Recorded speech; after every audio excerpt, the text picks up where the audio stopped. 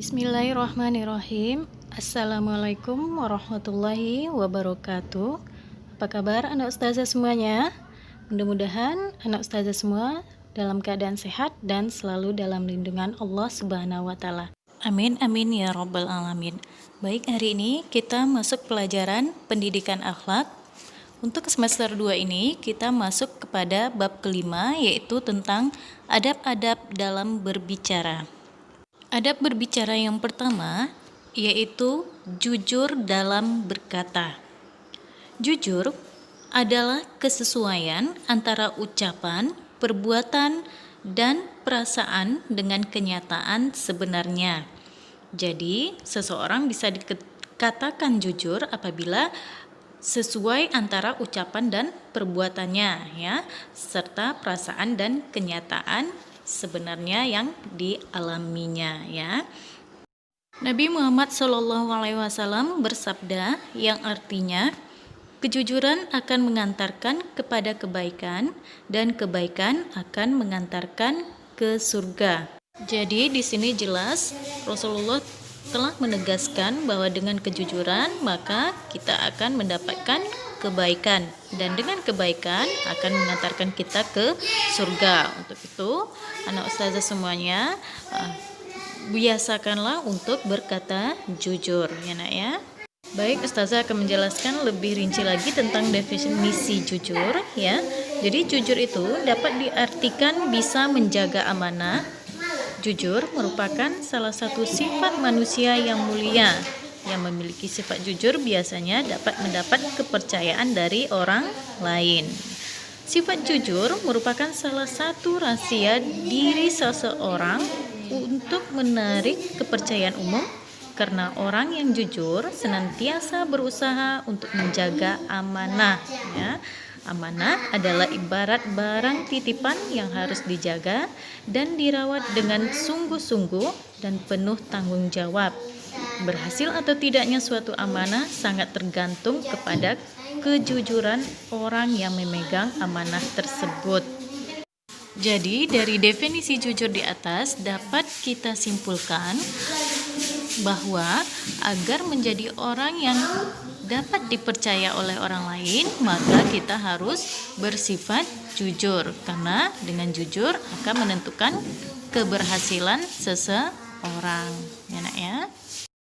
Dalil yang mengatur tentang kejujuran terdapat dalam Quran surah An-Nisa ayat 48 yang artinya, sesungguhnya Allah menyuruh kamu menyampaikan amanah kepada yang berhak menerimanya.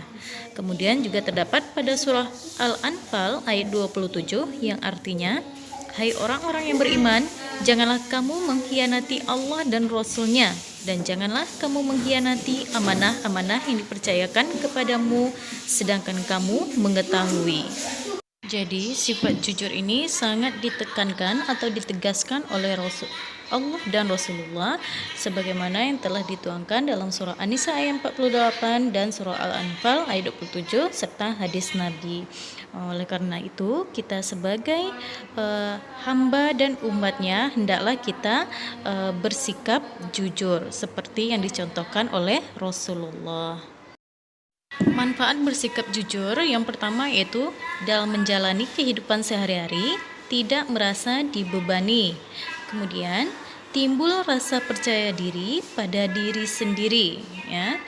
Yang ketiga, dengan bersikap jujur dalam kehidupan masyarakat tentunya akan banyak membawa dampak positif.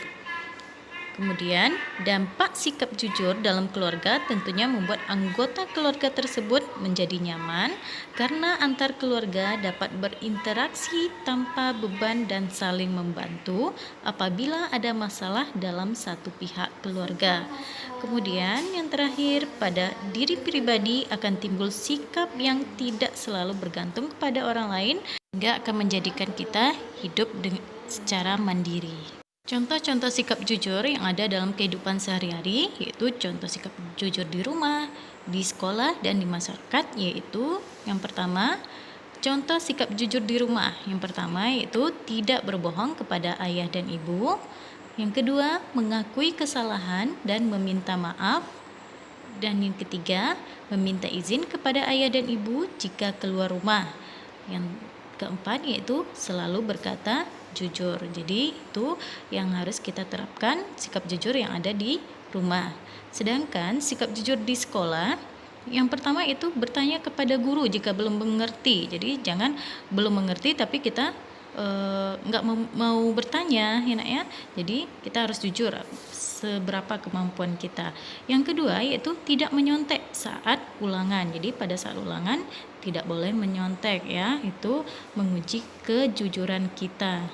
Kemudian sikap jujur selanjutnya di sekolah yaitu meminta izin jika memakai barang milik teman. Jadi kita nggak boleh langsung ambil punya teman aja ya, atau nggak boleh kalau udah minjam tidak mengembalikannya. Dan yang keempat yaitu tidak berbohong kepada guru dan teman ya. Jadi di lingkungan sekolah kita harus jujur kepada guru dan teman. Baik, untuk contoh sikap jujur di masyarakat, yaitu yang pertama, mengembalikan barang temuan kepada pemiliknya. Jadi, jika kita menemukan suatu barang di lingkungan masyarakat, kita tidak boleh langsung mengambilnya dan membawa pulang. Kita harus lapor dulu, atau kalau kita tahu, kita harus mengembalikan kepada pemiliknya. Yang kedua, yaitu tidak berlaku curang saat bermain. Jadi, pada saat bermain dengan teman-teman di lingkungan rumahnya, itu tidak boleh curang. Yang ketiga yaitu jika berjanji harus ditepati ya. Jadi tidak boleh ingkar janji.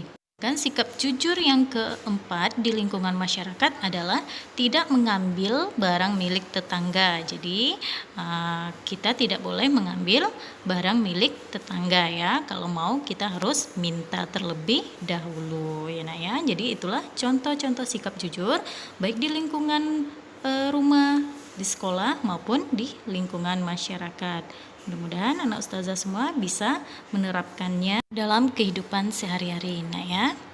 Terakhir yaitu hikmah bersikap jujur ya. Ada beberapa hikmah kalau kita bersikap jujur. Yang pertama, jujur adalah tindakan yang mulia. Jadi kalau kita bersikap jujur maka kita akan dimuliakan ya. Yang kedua, dengan jujur kita akan dipercaya oleh orang lain ya.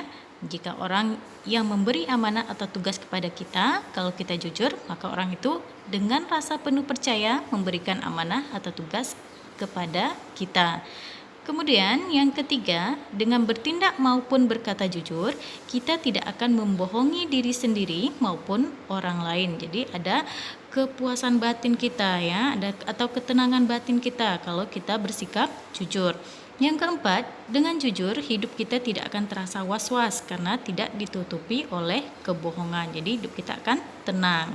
Sedangkan yang kelima, kalau kita pernah berbohong sekali, maka kita akan berbohong lagi untuk menutupi kebohongan sebelumnya. Jadi janganlah sekali-sekali kita berkata bohong, karena kalau sekali saja kita berbuat bohong atau berkata bohong, maka seterusnya akan begitu ya, untuk menutupi kesalahan-kesalahan sebelumnya ya nak ya. Nauzubillah min zalik. Yang keenam, orang jujur lebih tinggi kehormatannya. Jadi kalau kita berkata jujur dan menjadi orang jujur, maka kehormatan kita akan ditinggikan atau derajat kita lebih ditinggikan ya nak ya. Jadi itulah materi tentang adab-adab berbicara. Yang pertama yaitu jujur dalam berkata. Untuk hari ini cukup ini saja yang dapat saya jelaskan, mudah-mudahan bisa dipahami. Jazakumullah khairan. Assalamualaikum warahmatullahi wabarakatuh.